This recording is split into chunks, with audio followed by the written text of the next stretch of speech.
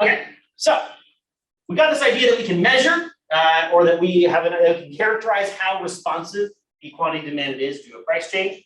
But that's not useful at all if we can't figure out what does that mean in the real world. How can we tell if a good is going to be elastic or inelastic in its demand, right? And you can already sort of guess sort of how it's going to work thinking about the two different kinds of goods that I picked here, right? Thinking about, the plane ticket specifically to go see your family for the holidays where you're going to get yelled at if you don't do it, right? You sort of don't really have much of an option to not do that. I mean, everyone's family is different, and maybe we have different ideas about how much we don't want to get yelled at. But for a lot of us, I think, how much we would have to pay to do that is not going to have a huge bearing on whether we choose to do it or not, right?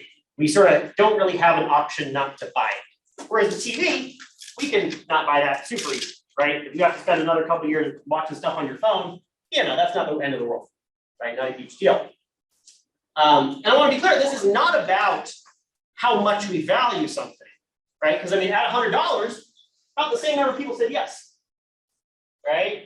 We clearly value these things at, more than $100. So it's not so much that the plane tickets are valued more, it's that our choice to buy them or not is not so responsive to the price, right? That our decision on how much to buy is not going to be affected that much by price changes. And that's going to give us an idea about what sorts of things are going to go into how we figure out how elastic a good is. So demand elasticity is basically determined by how easily you could change your behavior in response to a price change, right? Is it easy to stop buying something? Which sometimes depends on the kind of thing that it is, right, or that you're using it for. It could also depend on sort of market factors. Is there an alternative that you could get instead, right? If I started this plane ticket story by saying, if you don't take the plane, you can still go to the holidays, but you're gonna have to take the train, and it's gonna take an extra day, right? That'd be a very different question, right? Because it would introduce a way for you to stop buying the plane ticket, right? The real key is, do you have the ability to not buy the thing if the price goes up? Some things we could easily stop buying, other things we can't. And that's going to determine our elasticity by quite a bit. So what are some of the things that are going to go into demand elasticity, right? Like I said, substitution possibilities. We talked last time about how one of the things that determines demand shifts is the price of related goods, right? The other goods that we could buy instead of this one. So when thinking about how responsive we're going to be to price, we got to think, well, are there some alternate goods that we can switch to instead? Because if there's really easy substitutions, then it's very easy for us to stop buying the thing if the price goes up. So the easier it is to not buy something, the more likely it is you're not going to buy when the price goes up. It's very easy to not buy something if you have other things that can fulfill that same purpose for you, right? Price goes up, you're like, well, I really don't want to pay this higher price. Oh, that's easy, I'll just buy this thing instead. Would this notion would be related to equality as well?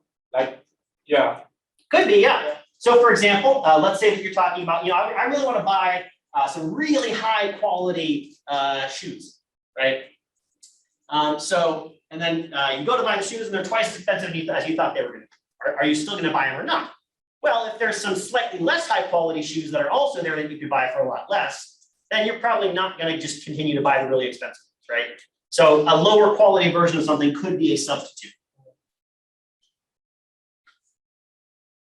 So to take this in an extreme example, imagine two goods that you really do not care which one you get. Let's say you're going to go play tennis, and they got yellow tennis balls and they got green tennis balls, and you do not care which one you have, right?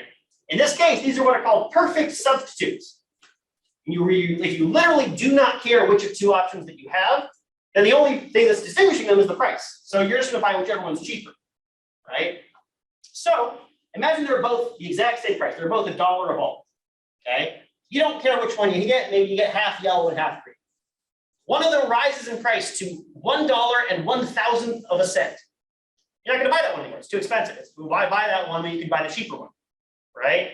So a tiny, tiny, tiny little increase in price makes you buy 0 instead of half, right? That's a very large quantity response relative to the price change. That's telling us that's a highly elastic response. You have a substitute that's so good that you're just going to, if anyone tries to mess with your price whatsoever, you're like, I'm walking. This is easy to walk. I'm going to go away. I'm going to buy something else, right? So the availability of a really good substitute is going to increase our elasticity, increase our responsiveness.